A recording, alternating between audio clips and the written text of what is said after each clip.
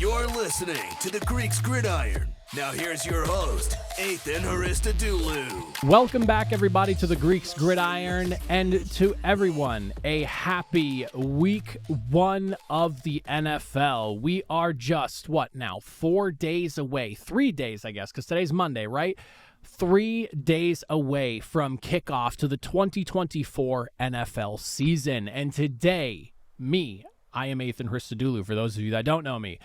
We are breaking down power rankings, and this year a little bit differently as I'm doing a tier list rather than just going 32 to 1, but we are ranking all 32 teams through tier lists as to how I look at this league, and then every single week on Tuesdays, we will drop these and discuss what we saw from last week and where everyone stands going into the next. So I invite you all, comment down below, let me hear your rankings. On top of that, let me hear your thoughts on my rankings, and also be prepared because I've got game predictions coming up on, I believe, Wednesday or Thursday. I haven't nailed down the day, but I'll be doing weekly game predictions as well as I've done every year.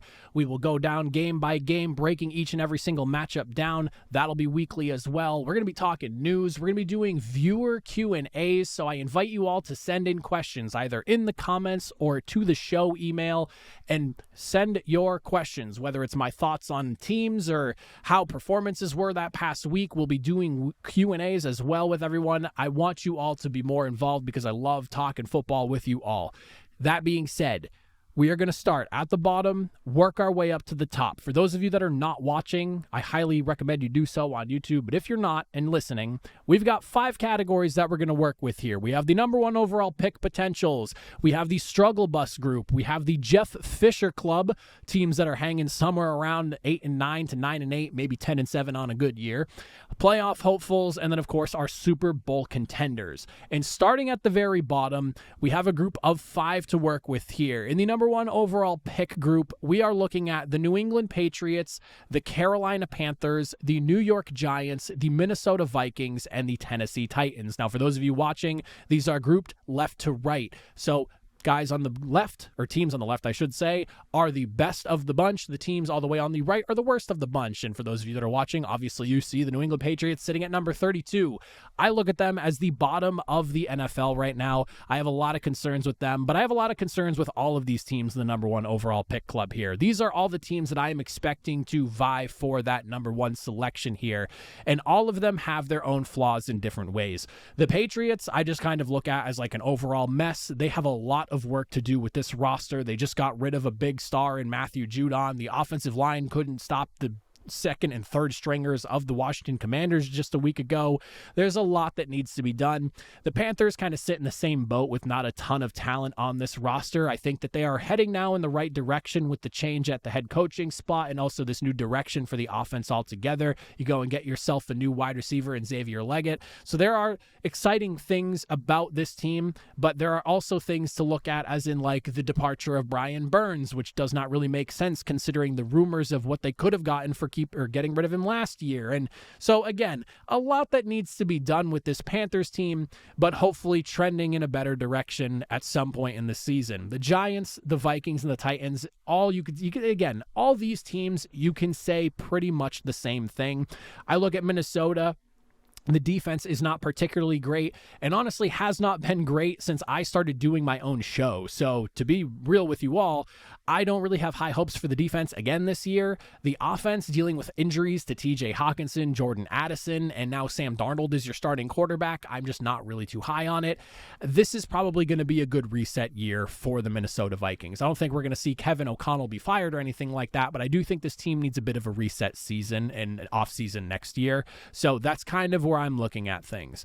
And then, of course, a team like the Giants, while I am excited about the defense, the offense, I don't really have high hopes with Daniel Jones at the quarterback spot. The offensive line is still a bit of a question mark. I know they dealt with injuries last year, but how healthy are they this year, and just how much better are they this year? They were the worst pass blocking offensive line I feel like I've ever personally witnessed myself as a football fan, and I don't know if I've ever seen a total higher than 85 sacks in a season. There might be a higher number, but that was a crazy thing to watch last year from them. And then the Tennessee Titans, I look at them and I go, Obviously, new head coaching staff, a lot of turnover, bringing in a good infusion of talent here, but how far does Will Levis go realistically with this group here? I don't really know. I'm not going to say I'm not high on Will Levis, and I'm not going to say I'm not or that I am or that I'm not high on Will Levis, but I'm kind of in the spot of I don't really know what to make of him at this point yet, and I'm really curious to see what he does. I will say that I like that Tennessee has done their best to surround him with talent, bringing in guys like Calvin Ridley and Tony Pollard this offseason. The defense will be one to keep an eye on, as well as we've seen them kind of wave the white flag on some players recently, like Caleb Farley was released waived, whatever you want to say, waived, one of the two, just a few days ago. So it's clear that this defense might have some work to do, and it was always a solid unit under Mike Vrabel, but I do think that there's a possibility we see a bit of a step back for them this year, but that's fine. It's one of those things where again, a new year, new regime, you're going to go through the growing pains. This is one of those teams that I think is going to go through them just a little bit more than others. Moving into the next group, we have ourselves the Struggle Bus crew. At the very end, we start with the Washington Commanders, New Orleans Saints, the Arizona Cardinals, the Denver Broncos, the Los Angeles Chargers, and then at the top of the Struggle Bus group, we have the Seattle Seahawks. Now, all of these teams, the way I look at them, these are teams that I look at as you're vying for a top 6 to 12 pick, something along those lines. So not probably going to be chasing a playoff spot, but you could surprise and maybe win close to 8 or 9 games if you have a really good season here. Washington, similar situation to the New York Giants with the O-line situation. They had about 65 sacks allowed last year. Not a great run game. They were a solid run game at best. I will say that I like what the backfield looks like now with Austin Eckler and Brian Robinson. That should be a great duo to have out of the backfield. Coupled with the fact that you now have Jaden Daniels coming in, that should help mitigate some of the leakiness of that O-line. The defense, though, not a great defense, to say the least, last season, with just their inability to really stop anyone that they were going against. So there's got to be a lot of work to be done there. But I do think that this team is improved over last season, and I expect them to take a little bit of a step forward. I don't know how far, but I do think a little bit of a step forward, but a tough one in a division where you have two teams that are very top-heavy in the division, and I don't really think you do better than 3.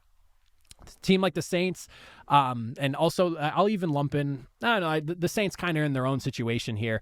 The Saints are a team that I look at as a team that has kind of slowly been regressing year over year and have benefited from the fact that they are in a weak NFC South, but they're not winning that weak NFC South is the big issue here. And I'm also at this point in my fandom now where I think I am off the Derek Carr train. A little bit worried about what's going on with them, just as they've kind of been bleeding talent year over year with the way they're doing contract stuff. At some point, you've got to foot that bill, and they keep just kicking the can down the road, and the bill keeps getting bigger and bigger. And I almost want to see the Saints just kind of blow it all up and do a full-blown reset. I know gambling odds have Dennis Allen as one of the most likely head coaches to get fired and amongst the first as well. So we'll see what happens there. He's always had a great defense, and I think this defense this year could still be a good unit, but unfortunately, I'm not super high on what this team is going to be offensively, and there's even a chance that maybe the defense takes us a little bit of a step back. I feel like the team's getting older and older, but that offensive line is kind of in shambles right now, and that's what is my biggest concern is with this team right now, because Derek Carr's been unsteady with pressure as is, and I think losing now Ryan Ramczyk for what could potentially be good with some question marks on the O-line, Trevor Penning taking over for him, and it sounds like he's been a little shaky at times there. I'm a little bit concerned about this offense here and the Saints as a whole, so I think they're kind of due for that final reset year that they've been kicking the can down the road and avoiding for a while now, and let's just get the reset. The Cardinals, and I'll even lump in I'll lump the Broncos together with them on this one here. When I look at the Cardinals and Broncos, they're similar in the sense that they're not overly talented. I would give the edge, obviously, to Denver, hence why I have them over the Cardinals here. But I look at the Cardinals, they're less talented than Denver, but they have the quarterback, I guess you could say, over Denver. Now, Bo Nix has looked really good in the preseason, don't get me wrong, but healthy Kyler Murray, motivated Kyler Murray, is a gamer. He does get it done, so I'll give him that, but there's so much lack of talent over the rest of the Arizona Cardinals that I don't really know how far this team goes, at least this year, but I'm expecting them to be better than last year, especially with Kyler Murray healthy, having the offseason to come in now and get this team rolling out of the gates this year. I look at Denver and I think this is a team that's very young with some talent, but The skill talent is a little bit concerning on the offensive side of things. I don't want to say they're devoid of talent, but it's not quite where I think it has been in years past. Obviously, you still have Cortland Sutton there, and I do like Javonte Williams, but overall, Bo Nix is a young guy. We're going to see just how good he actually is. I look at his production in the preseason and say this is exactly what we should have saw from him, be it that he has 5 years of collegiate experience and he looked very good his senior season. So yes, that should have carried over, and honestly, he looked the way he should have. So now the question is, how does he look against the real defenses in the NFL? That's the big question we have here. And then on the defensive side of things, Denver is one of those teams where you got a lot of young, really fun talent, especially on the defensive front. So I think you have a lot going for you there. The secondary is a little bit of a question mark. You have like Pat Surtain, and then like the linebacking room is like who else kind of deal. I know Brandon Jones is in there as well, but it's like those two guys basically that are dropping back in coverage for you on plays. So I'll be curious to see what the rest of the defense looks like, but I do like that defensive front. I will say that. Then you have like the Chargers and the Seahawks here. Now the Seahawks and Chargers are in two very different places, but they each have a significant strength when you look at the two. I look at Seattle and I think of them as like an extremely talented roster that for whatever the reason has just not produced, like especially on the defensive side of the ball. And I would like to know why. And I think Anthony McDonald coming in here now, or is it Mike McDonald, Anthony McDonald? Mike McDonald is what I should be saying here, not Anthony McDonald. I don't know where I'm getting that name from, but Mike McDonald, he's coming in as a defensive-minded head coach. I expect that defense to get to the level that I've been expecting from that defense with the amount of talent that they have on that side of the ball now, and that is what I'm looking forward to. However, the offense is where I'm kind of on the fence about right now. As great as it's been watching Geno Smith do what he's done the last couple of years in Seattle, I don't really know how much longer that's going to be sustainable. And on top of that, the offensive line is something that I'm keeping an eye on closely. You have all the skill talent you could possibly need. Running back room is pretty strong as well, but I'm starting to kind of sit on the fence as far as what the Seahawks could potentially do this year. The talent is all there. It really boils down, though, in my opinion, to just how good is this coaching staff going to be? With a rookie head coach, I wouldn't be shocked to see Seattle maybe take a slight step back and find themselves in the struggle bus category where they're winning like 7 games, maybe 8 games, just missing out on potentially fighting for a playoff spot. And that's not to say that I'm throwing dirt on them. It's just one of those expectations with a rookie head coach because I don't really know what we're going to get out of Mike McDonald and his coaching staff there. And then you have a team like the Chargers. I have them ahead of the Chargers, though, solely because I think there's a lot more talent on Seattle than I do on a team that is also dealing with a new head coach. And for whatever reason, a lot of people seem to be going on about this whole Jim Harbaugh bump thing where wherever he goes, the teams get better. And as somebody who has grown up watching a Jim Harbaugh-led San Francisco 49ers team and now watching what he did in Michigan, I get where people are coming from, but that's not necessarily a guarantee. And to be fair, there was talent in San Francisco when he was getting there, but the coaching was just awful. And Jim Harbaugh definitely set a tone, flipped things around, set a culture, and went to winning football. But I do think that the reality is that when you look at this team here, the skill position group is not great by any means. And even defensively, yes, you have guys like Khalil Mack and Joey Bosa, who seems to be hurt more often than he's not at this point. And then you have guys like Derwin James. Who else is on that defense, though, that you really have to look at? Asante Samuel Jr. maybe as well. You could throw him in there. But, like, there's not a ton to be overly excited about on this roster altogether, and I think that does hold this team back. I do think the Chargers are going to compete. Obviously, you have Justin Herbert. Like, don't get me wrong. I know he's there as well. Big Herbert guy, but how ready is he to go? How's his foot doing? How does that affect the team? These are all things that are weighing in my head right now, so I would not be surprised to see the Chargers maybe take a step back. I've seen some people rating the Chargers as high as like a team that's in the top 10, and I just think that that's a little bit above like realistic expectation, or not a little bit. I think it's far above realistic expectations. I think at best the Chargers this year are like a 10-win team. Maybe I eat my words on that one there, but I just think that talent-wise, all things considered, it's going to take an absolute lot from Jim Harbaugh to get more than 10 wins out of this roster. I think they need some retooling, and they're going to need another season to kind of really get themselves into form. Moving into the next group, we have the Jeff Fisher Club. A lot of teams in this one here. We have the Raiders at the back end of the Jeff Fisher Club, followed by the Chicago Bears, the Indianapolis Colts, the Los Angeles Rams, the Jacksonville Jaguars, Buffalo Bills, and then at the very top of the group, we have the Pittsburgh Steelers. The Raiders are a quarterback away from being like a legitimate playoff contending team, in my opinion. I like Gardner Minshew. I respect Gardner Minshew for what he did for the Colts last season, but he is a guy that is going to get you right to the playoffs, or you're going to just miss the playoffs. One of those two. I would be shocked to see a team make a legitimate run off the back of a defense. Like, this is not going to be like a Rich Gannon type of thing. Like, that's not going to happen. This is not going to be like him with the Raiders and all that kind of stuff. Like, the realistic kind of look of this Raiders team is you're going to have a dominating defense that's going to have to keep games very, very close and hope that your offense is able to produce enough to be able to win those tight games. If you had any other quarterback that was just even a little bit higher on the scale of quarterbacks, I would be all in on a playoff contending Raiders team, but I do think that holds you back. I think you have plenty of talent on defense. You have plenty of talent on offense with all the guys that you have there, that there's no reason that this team couldn't compete, but the quarterback situation just needs to be better. The Chicago Bears, this is me trying to set a realistic expectation in a team that, if things go well, considering what their record was last year and where they should be this year, they're probably going to be like 8-9, 9-8, something along those lines. I saw somebody put them as high as like 7th in the NFL just the other day, and I think that's a pipe dream. I'm excited for what this team has built. I think they did a great job surrounding Caleb Williams with a ton of talent, bringing in guys like DeAndre Swift, Keenan Allen, of course. Like, there is a lot, Rome Odunze from the draft as well to go along with him. And then the defense obviously did what they did the back half of the season with the addition of Montez Sweat. I think that this is going to be a really good team, but there are going to be rookie growing pains. And that's not just me saying that. That's like the coaching staff of Chicago even saying that. Be prepared for that. This is a rookie quarterback, and I know the comparisons to Patrick Mahomes are there. People have been saying that for a while now. I get where they're coming from, but people need to remember that Patrick Mahomes got to sit for a year and learn behind Alex Smith, and he also had Andy Reid as his head coach. No offense, but Matt Eberflus and his coaching staff don't have Andy Reid. That's just kind of how I'm looking at this right now. I think this team will be good, and I think they're another year or two away from really competing, but they're going to be good, and I think they're vying for a solid record and probably above 500 type of record.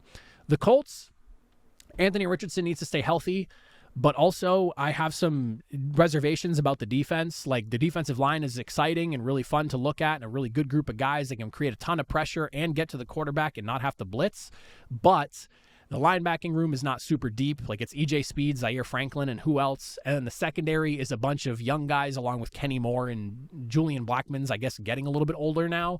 But, like, it's a very young, inexperienced group of guys, and I wouldn't be shocked to see that inexperience bite them in the ass against some of the better offenses that they run into, especially the ones that can actually throw the football effectively. But overall, I do like the chances of Indianapolis, but if they finished around the same record as last year, I wouldn't be too surprised. You have a team like the Rams who, losing Aaron Donald and now Ernest Jones, their linebacker as well, the defense has now become like the weaker side of things. It's weird because it feels like I've watched this team kind of shade from one way to the other, going from like a strong defense to a good offense to a balanced kind of really like good defense, good offense when they were making that Super Bowl run. And now it's shifting to a lesser defense, but a very good offense with the amount of talent they have. So if they finish 9-8, 10-7, would not be too surprised. The Jacksonville Jaguars, 8-3 before tumbling their way into a crash and burn end of season. I think they come back, and I think that with the way this defense is set up now, you have Josh Hines-Allen on one side, Trayvon Walker, who's evolving into the number 1 overall selection he was brought in as. I think with those two guys on the defensive side of things wreaking havoc on opposing offensive lines, you have a pretty solid secondary as well with some really good guys there. And then on the offensive side, wide receiver room, you're looking at guys like Gabe Davis, Brian Thomas Jr., and on top of that, you have a really good running back in Travis Etienne. You have a really good quarterback in someone of Trevor Lawrence's caliber, who I think injuries really hurt him in the back half of last season. And people seem to forget that he was like falling apart physically by the end of the season, to the point where they had to hold him out of games, and he was still forcing his way back in. And he probably should have just sat out the rest of the year, but he wanted to fight for a playoff spot, and I respect the hell out of that. I think they can bounce back. They're fighting for 10, maybe even 11 wins this year, but I just kind of need to see it to believe it. And I need to also know that my feelings about what happened at the end of last season were more so just like injuries dealt and the motivation lost more than anything else, and not something worse that we're just not seeing quite at this moment. The Bills and the Steelers. I look at these two teams at the top of this group here, and the Bills are a team that lost a lot this past offseason, both offensively and defensively. You lost your safety tandem in the back. Matt Milano is now out again for the season. You lost two big wide receivers that you had that gobbled up the vast majority of your receptions last year. There is a lot of turnover with this team. I think that there's still plenty of talent on Buffalo. Josh Allen, I still believe in. I still can't believe people want to sit here and say he's the most overrated player in the NFL. I think that's kind of crazy, and it doesn't really make sense how that list was voted on by players, but also the top 100 is supposed to be voted on by players, and he was ranked as like number 14 or something like that. So that whole situation doesn't really make sense to me, but I do think the Bills are a talented group. If they don't have at least 10 wins at the end of this season, I'd be shocked. Depending on how the rest of things shake out, though, I could see them maybe missing the playoffs with 10 wins. Depends on how the rest of the AFC goes, though. And then, of course, the Pittsburgh Steelers. They live and die on Russell Wilson's production. The defense is great. You have an unbelievable group of guys from the secondary all the way up to the defensive front there. And then on the offensive side of things, I will be keeping a close eye on the O-line with some young guys that are going to be slotting in for significant roles there, like Nick Frazier at center. But I do think overall, you've got plenty of talent, great 1-2 punch at running back. It really comes down to Russell Wilson and what he can do. Can Russell Wilson cook, or is he cooked, is the question. And depending on what happens there determines where this team finishes off the season. Because this is a playoff team last year. For those of you that may have forgotten, Pittsburgh was in the playoffs last year with Kenny Pickett and Mason Rudolph and I think one other person as well. Mitch Trubisky, was he there last year? No, I think he was in Buffalo. I don't know where he is now, but I think they had a third quarterback playing as well. I could be misremembering that, but for what it's worth, this defense dragged an offense that was led by Matt Canada kicking and screaming to the playoffs. I think with Russell Wilson there, Arthur Smith leading the way, I do think that this offense is more competent, and they're probably vying for a playoff spot, and they might even knock one of the lower teams I have in the next group out and take that place. Going into playoff hopefuls, we got ourselves at the very back of the group, the Tampa Bay Buccaneers, the Atlanta Falcons, the New York Jets, the Miami Dolphins, the Cleveland Browns, the Dallas Cowboys, the Philadelphia Eagles, the Cincinnati Bengals, and at the very top of the group, the Houston Texans. When I look at and I'll kind of lump the next like 4 teams together because they're division rivals, and I have them this close for a reason.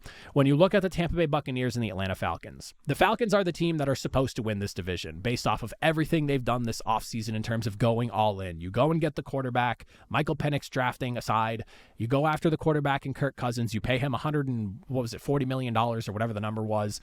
On top of that, on the defensive side, you go and swing to the fences, you get guys like Justin Simmons, you go and trade for Matt Judon as well. This team is all in, and it should be winning the division. However, Tampa Bay, for what it's worth, still a playoff team, won a playoff game, won the division, as a matter of fact, and this was all with the absolute worst running offense in the NFL. They were ranked number 32, and if that can even improve slightly this year, it'll open things up in the passing game, make Baker Mayfield's job easier, and the defense, a little bit young, a little bit inexperienced, however, extremely talented. And the reason I have Atlanta over them is just because there's a little more veteran leadership and experience on the Falcons side of things. So I give them a hair of an edge there, and why I would see them beating them out in the end of the season for the division here at this point. Then when you look at the Jets and the Dolphins, as far as these two teams go, if I give the edge to defenses, it's the Jets. If I give it to the offenses, it's the Dolphins. I am a defenses wins championships kind of guy. However, I will say that for the most part, during the regular season, if you have a great offense, you have a very good chance of winning your division. And the Miami Dolphins offense is clear-cut the best offense in the AFC East right now. It's not even close. There is excitement, obviously, with Aaron Rodgers coming into New York and leading that offense there. And, of course, you have guys like Garrett Wilson and Breece Hall. But you do need to look at that offensive line with some skepticism. They brought in 3 new guys to eat up starting roles there. And there's no guarantee that those guys gel and are ready to go right out of the gate. So there could be a bit of not a learning curve, but just there's going to be some time for them to adjust and get that synergy down. So I could see that holding the offense back a little bit. Also, another good point that I heard the other day when I was listening to something was just the reality of where Aaron Rodgers is in his life and at his age. Going into his age, I think 39 or 40 season now, however old he is, he's old. He might not be able to quite, especially after missing a year of football, reach that MVP level status that he had 3 or 4 years ago going back to back. So I think that he's obviously going to bring this team better quarterback play than last year, but I could see them and the Dolphins kind of like arm wrestling for the division lead throughout the entirety of the season. And I wouldn't be shocked to see these two teams, whenever they go against each other, have some really competitive and good games. But I do think I like the Dolphins just a slightly bit more. Again, defense goes to the Jets, but I'm going to give the offense to the Dolphins, and my belief in what they can do offensively just a little bit more helps give them the slight edge. We have the Cleveland Browns sitting over here in the middle of the group here, and this is a team that I just don't believe in Deshaun Watson anymore, and I really hate to say that to you Browns fans, because you have a stacked roster from top to bottom. If Nick Chubb can come back and he's healthy, more power to you. But like the wide receiver room with Jerry Jeudy is exciting, and then the addition, of Jerry Jeudy is exciting, coupled with, again, Nick Chubb. Jerome Ford proved himself last year as well. You have one of the more badass offensive lines in the NFL. Defensively, do I really have to get into it? One of the best units in the NFL last season, especially during the first half of the year. They were unbelievable. Started to regress back to a normal state towards the later portions of the season, but if you want to point to the offense's struggles, so be it. I think there's a little bit more to it than just that, but I get where you're coming from. I think the Browns are going to compete off the back of their defense, but Deshaun Watson's got to prove me wrong, because the return on investment right now has been god-awful in his contract signing. The Dallas Cowboys, I look at them, and my biggest concern right now is just where Dak Prescott is like emotionally with this team right now, and with the way Jerry Jones has been like going at him in the media. These two seem like they are not on the same page, and they are not happy with each other. Whether this is all for show, I don't know. It would be hilarious if in the back they're just doing this to do this, but I know that Dak Prescott wants that new contract, but it seems like he would be A-okay just going into free agency next year and getting paid an absurd amount of money for his services. Whether you think he's a stat patter or not, he can put up numbers, and that's a matter of fact, and there are teams out there that are going to pay him for that. That being said, as far as the actual talent of this team goes, depth is a little bit of a concern right now, especially on the defense. Interior of the D-line, you go and get guys like Jordan Phillips, and also on top of that, Linval Joseph, because the guys that you had behind, like Osi Odigizua, and on top of that, Maisie Smith, was not really there behind them. Then, of course, losing Deron Bland, which sucks, because that dude was excellent in the slot last year. All those pick sixes, like, come on. There is some depth concern on this team right now, I would say, but the starting talent is there and enough for them to compete. So I'd be shocked if this team is not in the conversation of the playoffs come season's end, hence why I have them where I do. I do think that they're still a top-heavy roster that can that can go the distance and find themselves in the playoffs, but the depth I do have a little bit of concern about there in Dallas. The Philadelphia Eagles, plain and simply, this team should be competing, and after rejuvenating the defense a little bit, especially the secondary with youth, because they really needed it in the secondary. Like, you have James Bradbury, who's on the IR now, aging veteran. Darius Slay, who's been beating Father Time, but at some point it will catch up to him. He is undefeated. You go and get guys like Cooper DeJean, Quinion Mitchell to help, bring in a little bit of youth to that secondary there. Much needed. I believe Avonte Maddox missed a bunch of time last year as well, so he's going to be back as well, which is really good. Hopefully, with those issues figured out on that side of the ball, coupled with hopefully a reinvigorated ability to stop the run, because that run defense fell off a cliff at the end of the season last year, and the offense getting back on the same page, adding Saquon Barkley into the fold, things should open up and be very easy for this Eagles team. You have one of the best duos in the NFL at wide receiver. You have one of the best tight ends in the NFL. You have one of the best offensive lines in the NFL. You have a top 8 at minimum. We won't get into that conversation too much, but at minimum, top 8 quarterback in Jalen Hurts. If you want to say he's higher than that, fine. Again, I'm not having the conversation right now. I'm not saying I agree or disagree. I'm just trying to keep the window big enough that not too many people are yelling at me, but at least a top 8 quarterback in Jalen Hurts. And then you have Saquon Barkley, who, for all intents and purposes, has had a fantastic career when he's healthy, but has never really had anyone else be a threat while he's been in the offense aside from himself. So now having to deal with a great quarterback, 2 great wide receivers, a tight end that can also catch the football, those running lanes should be wide open. This should end up being, like emphasis on should, capital letters, should be one of the best offenses in the NFL this year. The Bengals and then the Texans at the top of this group here. The Bengals, I think, with Joe Burrow back, are going to be a completely different team.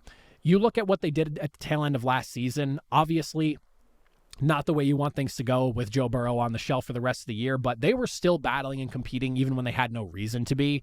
With him being back in the fold, I think the defense will benefit greatly from that. And on top of that, the Jamar Chase thing is really the only thing that has me worried about the Bengals team right now. Is Jamar Chase going to be crazy enough to hold out, not having a contract and just not play? I genuinely hope not. But I really hope that they just pay the man, because I thought the whole thing with T. Higgins and giving him a franchise tag or whatever is where the whole point of not paying T is because you're going to be paying Jamar Chase. So what are we doing here? You have the addition of Zach Moss in the backfield. Offensive line has been improved year over year. I think that this will be a team that's competing not only for a playoff spot, but is like a legitimate just outside the group Super Bowl contending team here. And I'm really excited to see the Bengals be back. And then the Texans. A lot of people keep saying everyone knows they're coming, so it's not going to be the same for them.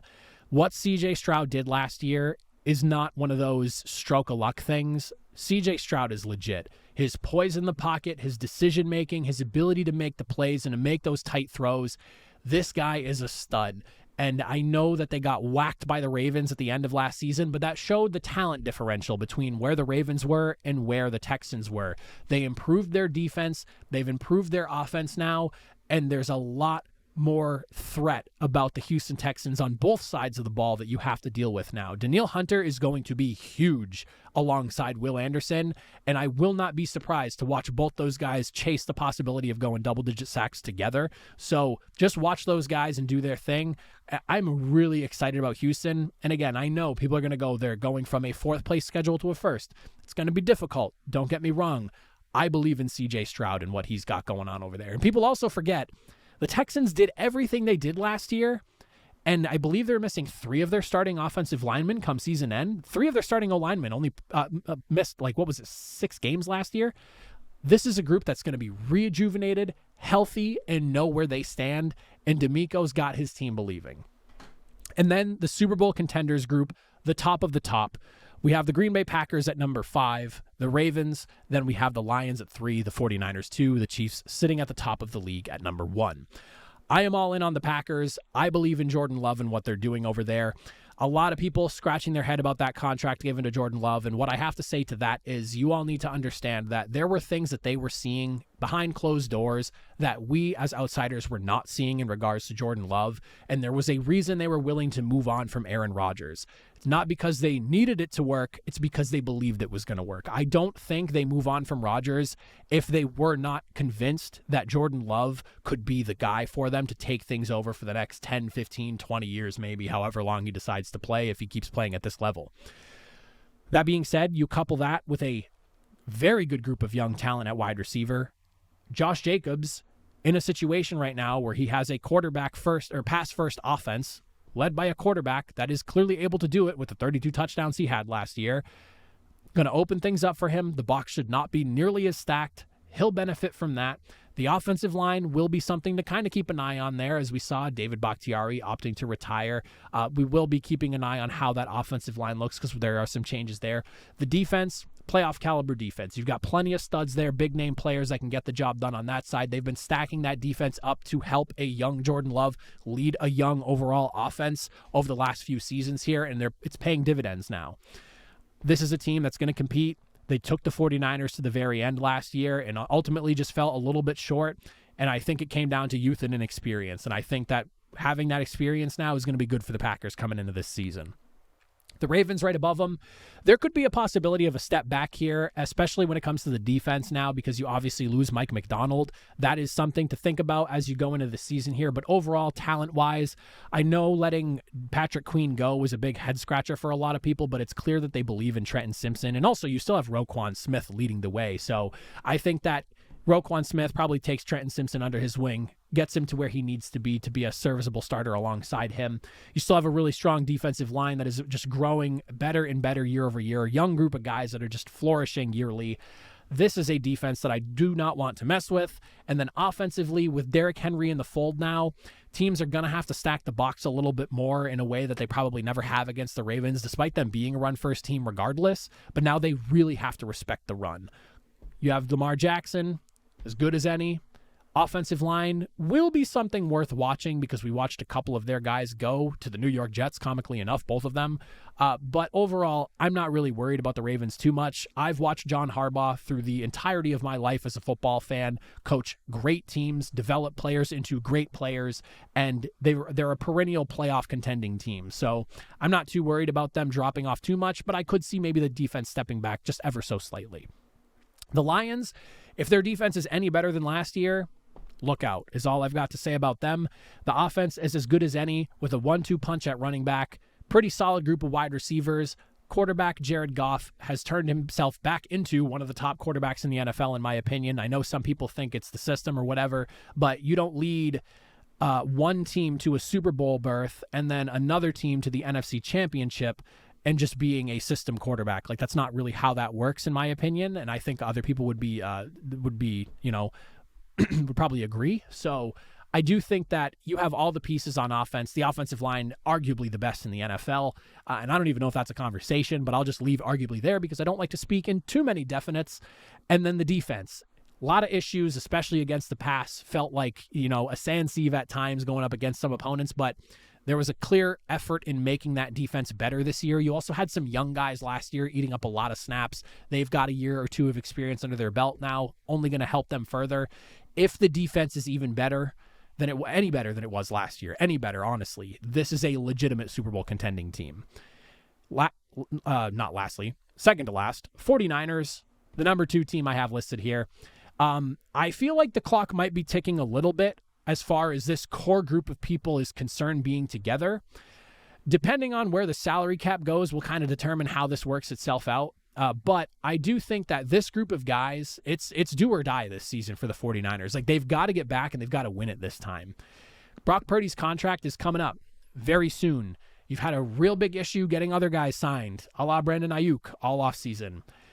The time is now. This is the time. Trent Williams looking for more money. At this point, if I'm San Francisco Brass, just give him whatever he wants. Like, the dude is the best left tackle in the NFL, period. It's not even a conversation. And I don't like to talk indefinites, but I will on that. And on top of that, if he's not there, he's somebody who's made enough money that he can hold out and say, screw you guys. I'm not going anywhere. I'm not suiting up. No, I want more money. And he has the money, and I'm sure the bank account and savings to be able to eat those penalties. So pay the man, keep him around, because again, the clock is ticking. We're getting real close to the end of the San Francisco 49ers window, in my opinion, with just how many guys are getting paid large sums of money. At some point, you're going to lose some of this talent, and I feel like we might start seeing that this coming off season. Pay him, get going, time to run it back and try to win the Super Bowl this time. And then at number 1, of course, to be the man, you have to beat the man. Ric Flair has said 1,000 times over, and I'll say it again. Back-to-back champions. There is really nothing about this Chiefs team that has me too worried. L'Jarius Sneed being a pretty big loss for the defense. That is something. Great corner. Not going to act like he's not. But Trent McDuffie was an all-pro last year. There is a reason they were okay with letting him go. He becomes the man. You're going to have to require a younger guy to step up to play alongside him.